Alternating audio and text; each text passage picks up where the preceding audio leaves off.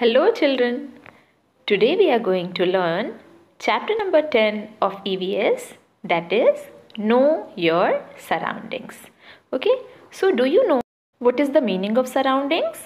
Surroundings means हमारे आस पास की चीज़ें. तो know your surroundings means आइए अपने आस पास की चीज़ों के बारे में जानते हैं. ठीक है? So let us read the chapter now.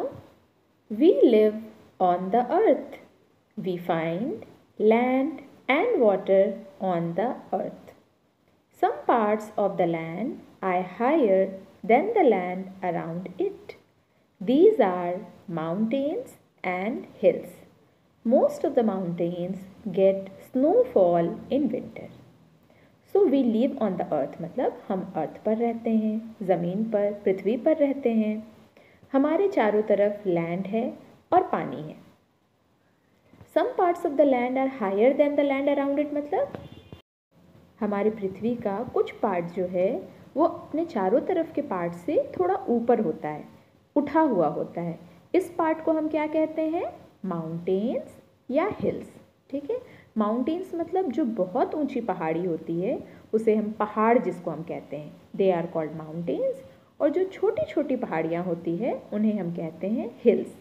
ठीक है, हिल्स बहुत ज़्यादा ऊंचा नहीं होता है लेकिन माउंटेन्स बहुत ऊंचे ऊंचे होते हैं. विंटर में, ठंड में ज़्यादातर माउंटेन्स पर स्नोफॉल होता है. स्नोफॉल यानी बर्फ़बारी, बर्फ़ गिरते हैं. यहाँ आप देख सकते हैं ये सारे माउंटेन्स जो हैं बर्फ़ से घिरे हुए हैं. तो ठंड के समय माउंटेन्स के ऊपर स्नोफॉल होता है.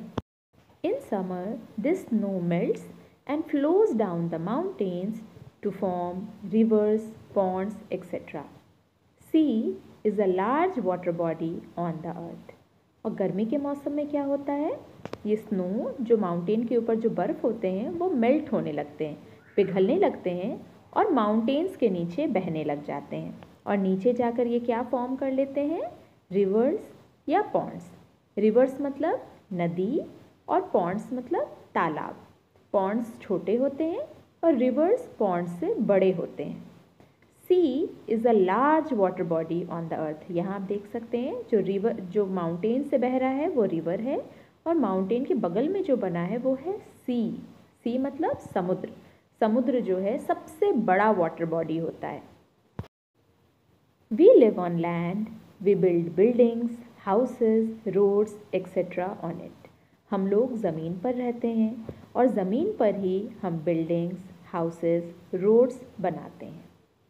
Some areas of the land have many plants and trees grown close together on it. These are called forests. देखिए, कुछ हमारे लैंड का जो एरिया है वो ऐसा होता है जहाँ बहुत सारे पेड़ पौधे पास पास उगे हुए होते हैं. इस एरिया को हम क्या कहते हैं? फॉरेस्ट. और हिंदी में फॉरेस्ट को हम क्या कहते हैं? जंगल. जंगल मतलब जहाँ बहुत सारे पेड़ पौधे बिल्कुल पास पास उगे हुए हों उन्हें हम कहते हैं forest. Some parts of the land are covered with sand. These are called deserts. वहीं ज़मीन के कुछ पार्ट ऐसे हैं जो पूरे बालू से कवर रहते हैं, जहाँ चारों तरफ आपको सैंड ही सैंड दिखाई देगा. इन एरियाज़ को, इन पार्ट्स को हम क्या कहते हैं? डेजर्ट्स. और डेजर्ट्स को हिंदी में क्या कहा जाता है? रेगिस्तान. ठीक है. Some parts of the land are flat. These are called plains. Plains are used for farming, building houses, roads and factories. Land के कुछ पार्ट ऐसे हैं जो बिल्कुल फ्लैट हैं, बिल्कुल एक लेवल में हैं. इन फ्लैट लैंड सरफेस को हम कहते हैं प्लेन्स. और प्लेन्स पर हम क्या क्या करते हैं? Plains are used for farming. आप पिक्चर्स में देख सकते हैं. सबसे पहला, प्लेन्स पर हम फार्मिंग करते हैं. फार्मिंग मतलब खेती करते हैं, फसल उगाते हैं. दूसरा, प्लेन्स पर हम घर बनाते हैं. तीसरा, प्लेन्स पर ही हम रोड्स भी बनाते हैं और प्लेन्स पर ही हम फैक्ट्रीज़ भी बनाते हैं. क्योंकि अगर ज़मीन फ्लैट नहीं होगी तो हम वहाँ पर घर या फैक्ट्री या रोड कुछ भी नहीं बना पाएंगे. ठीक है. तो हमने कौन कौन सी चीज़ों के बारे में पढ़ा इस चैप्टर में? माउंटेन्स जो ज़मीन से बहुत ऊपर होते हैं.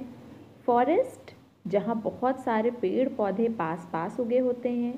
डेजर्ट जो चारों तरफ सैंड से ढका हुआ होता है. और प्लेन्स। प्लेन्स मतलब जो पूरा फ्लैट होता है। Okay, so my dear children, I hope you all have understood the chapter. अब जब हम चैप्टर समझ गए हैं तो देखते हैं इनकी एक्सरसाइज क्या करना है हमें। So now let us do the exercise of the chapter number 10। Your question number 1 is fill in the blanks with the words given in the help box। यहाँ पे help box में आपको words दिए हुए हैं, आपको blanks में fill करना है। Okay, your first question is farming is done on। farming यानी खेती कहाँ पर की जाती है? लैंड में की जाती है, ज़मीन पर की जाती है, क्योंकि ज़मीन जो है वो फ्लैट होता है। ठीक। Question number B, dash is a large water body on the earth. Earth पर सबसे बड़ी वाटर बॉडी कौन सी है? सी। सी मतलब समुद्र। Number C, dash are covered with sand. Land का कौन सा पार्ट है जो सैंड से कवर होता है? That is desserts. डेजर्ट्स मतलब रेगिस्तान। Number D, we build dash on plains. Plains पर हम क्या बनाते हैं? घर बनाते हैं, बिल्डिंग्स बनाते हैं। तो हेल्प बॉक्स से देखकर हम क्या लिखेंगे? Houses. We build houses on plains. Okay. Number E, most of the mountains get dash in winter. ज़्यादातर पहाड़ों पर ठंड पर क्या पड़ता है? ठंड में बर्फ पड़ता है, तो हम लिखेंगे snowfall. Most of the mountains get snowfall in winter. Now question number 2 is name the following. Pictures आपको दिए हुए हैं, आपको इन पिक्चर्स का नाम लिखना है। तो देखिए, सबसे पहले में फार्मर जो है वो फार्मिंग कर रहा है, तो हमको पता है हमें फार्मिंग हम कहाँ पर करते हैं? प्लेन में करते हैं, क्योंकि प्लेन का जो सरफेस है वो फ्लैट होता है, इसीलिए प्लेन में फार्मिंग की जाती है। तो पहले पिक्चर का नाम क्या होगा? प्लेन। दूसरे में आप देख सकते हैं ऊंचे ऊंचे पहाड़ हैं, पहाड़ को हम क्या कहते हैं? माउंटेन। नंबर 3 में देखिए, जो लैंड है वो पूरा सैंड से कवर किया हुआ है, इसे हम क्या कहते हैं? डेजर्ट। और लास्ट में क्या बना हुआ है? समुद्र। समुद्र को इंग्लिश में हम क्या कहते हैं? C. Okay, so dear children, you will complete question number 1 and 2 in your EVS book. I hope you all have understood the chapter now. Thanks for watching. Bye bye.